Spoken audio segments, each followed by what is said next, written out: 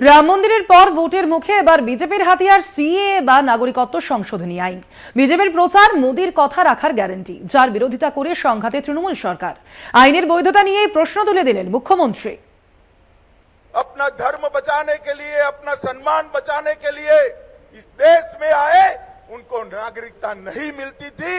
अपने ही देश में वो नागरिकता के बगैर अपमानित होते थे। नरेंद्र मोदी जी ने हिंदू, बौद्ध, जैन, ये सारे सिख, ये सारे लोगों को नागरिकता देकर उनका सम्मान करने का काम नरेंद्र मोदी जी ने किया। একটা মানুষ যদি অধিকার পায় আমি খুশি হব, কিন্তু একটা মানুষ যদি বঞ্চিত হয় তার সামনে দাঁড়িয়ে আমি তাকে শেল্টার দেব। বাংলা থেকে বিতাড়িত কাউকে আমি করতে দেব না।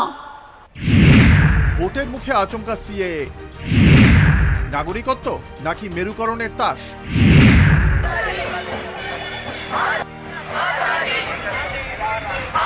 নয়াদিল্লির শাহিনবাগ থেকে কলকাতার পার্ক সার্কাস।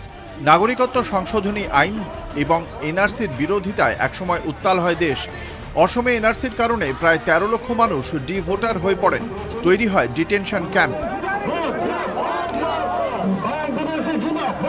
সিএএ চালুর নেপথ্যে কি আসলে এনআরসি কার্যকর করার কৌশল? সিপিএম পলিট ব্যুরো বিবৃতিতে জানায়, সিএএ সংবিধানের ধর্মনিরপেক্ষ নীতির বিরোধী, তাই এই আইন সংবিধান বিরোধী। এনআরসি করার জন্যই সিএএ করা হচ্ছে। এনআরসির মাধ্যমে দেশের সংখ্যালঘুর নাগরিকত্ব কেড়ে নেওয়ার আশঙ্কা দেখা দিচ্ছে। সুর চড়িয়েছে কংগ্রেসও। তো সাম্প্রদায়িকতার চুল্লি তৈরি হচ্ছে, এতদিন কেন দেননি? কে মানা করছে দিতে?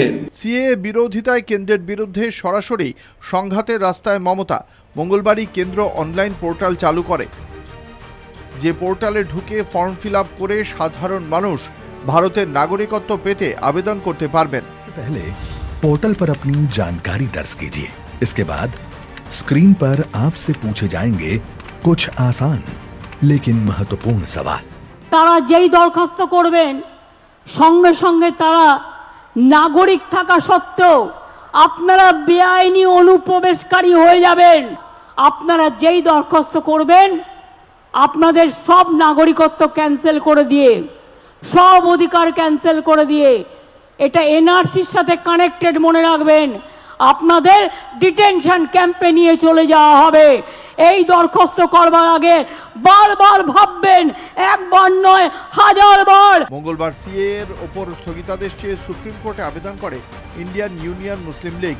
মামলা করে সিপিএম এর যুব সংগঠন ডিওয়াইএফআই। কলকাতা টিভি।